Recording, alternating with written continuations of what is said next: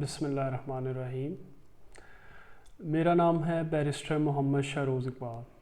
आज की इस वीडियो में मैं एक्सप्लेन करूँगा कि कैसे एक पाकिस्तानी प्रोफेशनल जो है वो स्वीडन का वर्क वीज़ा हासिल कर सकता है विदाउट एनी स्पॉन्सरशिप।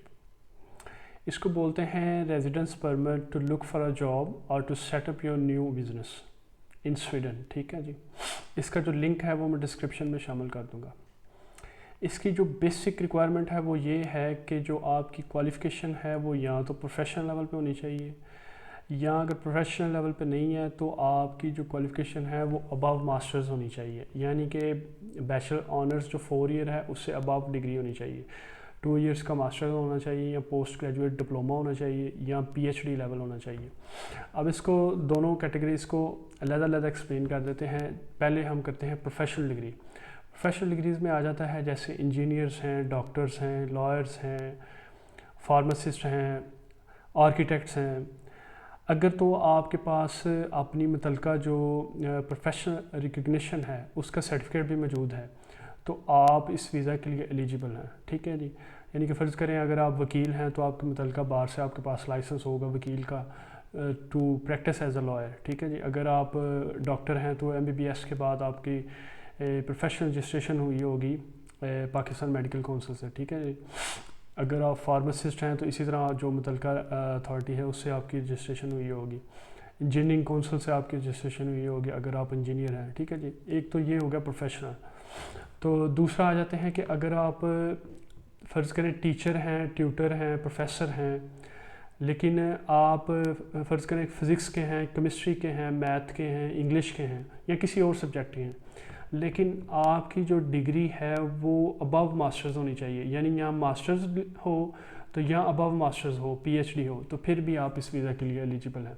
इसमें डज़न्ट मैटर कि आप एम्प्लॉयड हैं या अनएम्प्लॉयड हैं, आपके पास कोई वर्किंग एक्सपीरियंस है कि नहीं है, ये इट डज़न्ट मैटर कि आप फ्रेश ग्रेजुएट हैं या आपको इस क्वालिफ़िकेशन को हासिल किए को टाइम गुजर चुका है। ठीक है जी, इसकी बेसिक रिक्वायरमेंट मैंने एक्सप्लेन कर दी प्रोफेशनल लेवल पे और नॉन प्रोफेशनल लेवल पे। इसके बाद जो रिक्वायरमेंट आ जाती है वो ये है कि आपको 9 माह का रेजिडेंस परमिट जो होगा वो ग्रांट होगा।